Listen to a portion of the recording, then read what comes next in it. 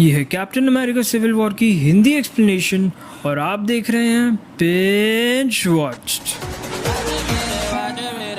और अब बात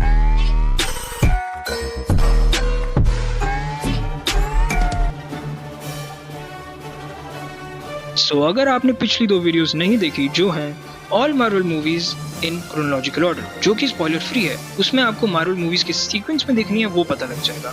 और दूसरी video all Marvel movies explained in Hindi जिसमें आपको अभी तक की आई सभी मार्वल मूवीज की कंप्लीट स्टोरी पता लग जाएगी। लिंक आई बटन और डिस्क्रिप्शन में मिल जाएगा। करते हैं 2016 में आई film Captain America Civil War की। अब जो कि ये फिल्म एज ऑफ अल्ट्रॉन मूवी के बाद रिलीज हुई है तो इसे हम पोस्ट अल्ट्रॉन भी कह सकते हैं। और अब ये इन्फिनिटी वॉर से पहले रिलीज हुई है तो इसे हम प्री इन्फिनिटी वॉर भी कहेंगे।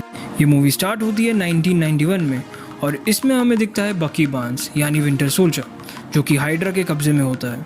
उसका खुद के ब्रेन पर कोई काबू नहीं होता क्योंकि हाइड्रा ने उसका ब्रेन वॉश किया हुआ था। फिर वहाँ एक हाइड्रा का एजेंट आता है और विंटर सोल्जर को एक ट्रिगरिंग वर्ड कहता है और उसे एक सीक्रेट मिशन पर भेजते हैं और वो उसे कार में से सुपर सोल्जर सीरम लाने बोलते हैं। बाकी वहाँ से उस गाड़ी को चेज करता है सीरम लेने के लिए और उस कार में और कोई नहीं हावर्ड स्टार्क और उसकी बीवी यानी टोनी स्टार्क के माता पिता होते हैं। बकी बार्न्स उन पर हमला करता है और इस एक्सीडेंट में वो दोनों मारे जाते हैं। फिर कहानी शिफ्ट होती है प्रेजेंट डे पर जहाँ Scarlet Witch, captain America, falcon और ब्लैक विडो लेगोस में एक मिशन पर होते हैं और मूवी में वहीं एक पुराने विलन को इंट्रोड्यूस किया जाता है, एजेंट रोमिलो, जो कि एक बॉम्ब ब्लास्ट में काफ़ी घायल हो गए थे। और तभी हाइड्रा के एजेंट्स उसे हील करते हैं और उसका ब्रेन वॉश करके उसे भी पावर्स दे देते हैं और वो लेगोस से एक बायो वेपन चुराकर भागने वाला था। तभी एवेंजर्स उसे रोकने की कोशिश करते हैं लेकिन वो खुद को और कैप्टन अमेरिका को उड़ाने के लिए एक बॉम्ब एक्टिवेट कर देता है। तभी वांडा कैप्टन अमेरिका को बचाने के लिए एजेंट रोमिलो को हर्ट करती है। ऐसा लगता है कि मानो टाइम ही रुक गया हो। इतने में वांडा एजेंट रोमिलो को अपनी पावर से उड़ाकर एक बिल्डिंग में फेंक देती है जिसकी वजह से वहाँ एक बहुत बड़ा धमाका हो जाता है। यहाँ से सीन शिफ्ट होता है एजेंट रॉस पर जो हल्क मूवी में इंट्रोड्यूस हुए थे। वो एवेंजर्स को बताते हैं कि यूएन गवर्नमेंट ने एक अकॉर्ड पास किया है जिसके अंतर्गत दी एवेंजर्स को यूएन गवर्नमेंट के अंदर ही काम करना पड़ेगा। जब बुलाया जाएगा तब आना पड़ेगा, जब जो ऑर्डर्स दिए जाएंगे वो मानने पड़ेंगे। ऐसा इसलिए क्योंकि जब भी वो असेंबल हुए हैं तब काफ़ी मासूम जाने गए हैं और यूएन गवर्नमेंट इस चीज़ के लिए 117 देशों से साइन ले चुका है और अब वो चाहते हैं कि एवेंजर्स भी इस पर साइन कर दे। अब टोनी स्टार्क तो मान जाते हैं लेकिन कैप्टन अमेरिका नहीं मानता क्योंकि आयरन मैन जब कई साल पहले वेपन्स बनाया करता था तब उसी के हथियारों से दूसरे देश आपस में एक दूसरे पर हमला करते थे और जब टोनी स्टार्क पर हमला हुआ तब से उसने ये ठान लिया था कि अब वो कुछ भी ऐसा काम नहीं करेगा जो दुनिया को तबाह करे। पर कैप्टन अमेरिका का कहना था कि जब वो 1 साल पहले शील्ड में काम करता था वहाँ सब कुछ हाइड्रा एजेंट्स के कंट्रोल में था, यानी जब दुनिया का सेफेस्ट प्लेस शील्ड ही सेफ नहीं है तो यूएन गवर्नमेंट पर हम कैसे भरोसा कर सकते हैं। वहीं सीन शिफ्ट होता है वकांडा के राजा टीचक्का पर जो एवेंजर्स के ऊपर एक स्पीच दे रहे होते हैं। तभी वहाँ एक ब्लास्ट हो जाता है। ब्लास्ट करने वाला तो भाग गया लेकिन उसने कपड़े एग्जैक्टली विंटर सोल्जर की तरह ही पहने थे और उन्हीं के बेटे टीचाला यानी ब्लैक पैंथर को लगता है कि इसमें बकी बार्न्स का हाथ हो सकता है and he looks into the matter. वहीं शैरन कार्टन उर्फ एजेंट 13 कैप्टन अमेरिका को बताती है कि बकी के पीछे पूरी की पूरी पुलिस फोर्स लगा दी गई है और वो बकी को जिंदा या मुर्दा किसी भी हाल में पकड़ना चाहते हैं। फिर कैप्टन अमेरिका उसे समझाते हैं कि वो मेरा दोस्त है और मैं ऐसा नहीं होने दूंगा। फिर सीन शिफ्ट होता है बकी पर जो बकारेस्ट में अपनी ज़िंदगी बड़ी शांति से व्यस्त कर रहा था। वहीं ब्लैक पैंथर अपनी टीम को लेकर पहुंच जाता है लेकिन बकी वहां से भागने की कोशिश करता है। तभी वहां पर वॉर मशीन और कैप्टन अमेरिका आ जाते हैं। अब सीन शिफ्ट होता है इस मूवी के एक्चुअल विलन पर जो था हेलमेट ज़ीलो, एक हाइड्रा का एजेंट जिसने हाइड्रा के पुराने हेडक्वार्टर से ऐसी बुक चुराई थी जिसके अंदर बाकी सारे विंटर सोल्जर्स को ट्रिगर करने वाले कुछ वर्ड्स थे। अब captain America, black window, the falcon, war machine और बकी बार्न्स शील्ड की एक फैसिलिटी में आते हैं और बकी को शांत करने के लिए एक साइकियाट्रिस्ट बुलाया जाता है और वो और कोई नहीं हेलमेट ज़ीलो होता है और वो वहाँ आकर बकी बार्न्स को ट्रिगर कर देता है और एवेंजर्स के खिलाफ भड़का देता है। बकी वहाँ से भागने की कोशिश करता है लेकिन तभी वहाँ आ जाते हैं captain America.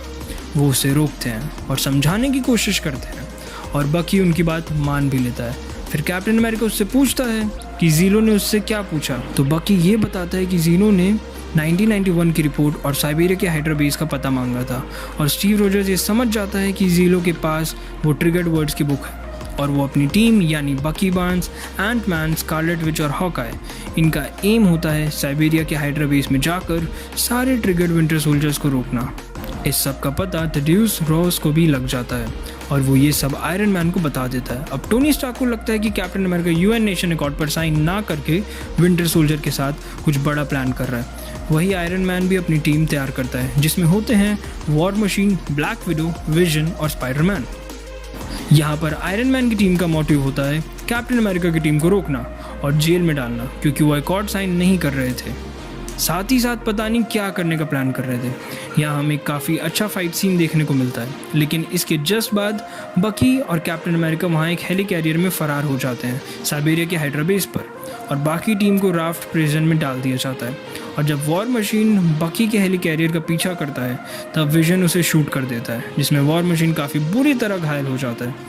Now iron man जब पूरी टीम से उनका मोटिव जानने उस जेल में जाता है तो वहाँ पर उसे कैप्टन अमेरिका का असली मोटिव पता चलता है और फिर वो खुद ही कैप्टन अमेरिका और बकी बार्न्स की मदद करने साइबेरिया के बेस पहुँचता है। लेकिन वहाँ और कोई नहीं, ज़ीलो होता है जो आयरन मैन को एक पुरानी क्लिप दिखाता है जिसमें बकी उसके माता पिता को मार रहा होता है। ये टाइम था जब बकी बार्न्स हाइड्रा के कब्जे में एक स्लेव बना हुआ था। ये देखकर आयरन मैन बहुत नाराज़ और गुस्सा हो जाता है। तभी वहाँ पहुँचते हैं कैप्टन अमेरिका और बकी बार्न्स। यहाँ ज़ीलो बच के निकल सके इसलिए उसने एक चाल चली जो कि थी इन तीनों को आपस में लड़ा देना क्योंकि ज़ीलो एक साथ ही इन तीनों का सामना नहीं कर पाता। वहाँ आयरन मैन और कैप्टन अमेरिका के बीच थोड़ी लोग जोक हो जाती है क्योंकि कैप्टन अमेरिका बकी की साइड लेकर उसका सपोर्ट करते हैं और ये बताने की कोशिश करते हैं कि बकी बार्न्स उस टाइम खुद भी नहीं जानता था कि वो क्या कर रहा है। हाइड्रा ने बकी का ब्रेन वॉश किया था, लेकिन आयरन मैन ऑल फ्यूरियस सुनी अनसुनी कर देता है और आयरन मैन बकी बार्न्स से लड़ने लगता है और कैप्टन अमेरिका इन दोनों को रोकने की कोशिश करता है। यहीं इनके बीच एक शानदार फाइटिंग सीन होता है पर आयरन मैन अपने सूट से बकी के आर्टिफिशियल आर्म तोड़ देता है और गुस्से में कैप्टन अमेरिका आयरन मैन के सूट का आर्क रिएक्टर तोड़ देता है जिससे उसका पूरा सूट खराब हो जाता है। और इसके ही बाद कैप्टन बकी बार्न्स के साथ वहाँ से जाने लगता है और आयरन मैन उससे कहता है कि जो शील्ड तुम्हारे हाथ में है वो भी मेरे पिता की दी हुई है और तुम इसे डिजर्व नहीं करते। ये सुनकर कैप्टन अमेरिका को बहुत बुरा लगता है और वो अपनी शील्ड वहीं फेंक कर चले जाता है। ये सब देखने के बाद ज़ीलो सेटिस्फाई होता है क्योंकि वो एवेंजर्स को आपस में लड़वा कर उनकी यूनिटी ख़राब करना चाहता था और अब वो सुसाइड करने के लिए जा ही रहा होता है, लेकिन टीचाला उसे रोक देते हैं और शील्ड फैसिलिटी में ले आते हैं। वहीं आयरन मैन ने वॉर मशीन को नए रोबोटिक पैर भी दे दिए थे जिससे वो फिर से चल सके और कैप्टन अमेरिका टीचाला के साथ बकी को वकांडा में वैज्ञानिक स्लीप में डलवा देते हैं हील होने के बाद। मूवी के पोस्ट क्रेडिट सीन में हमें दिखाया जाता है टॉम हॉलैंड यानी स्पाइडरमैन को और हमें ये पता लगता है कि इस मूवी के बाद हम एक्सप्लोर करने वाले हैं स्पाइडरमैन के कैरेक्टर को और मूवी यहीं ख़त्म हो जाती है। पर ये वीडियो नहीं, क्योंकि अब मैं आपसे कहूँगा please like, subscribe and share. With that said, signing off, keep watching Binge Watched.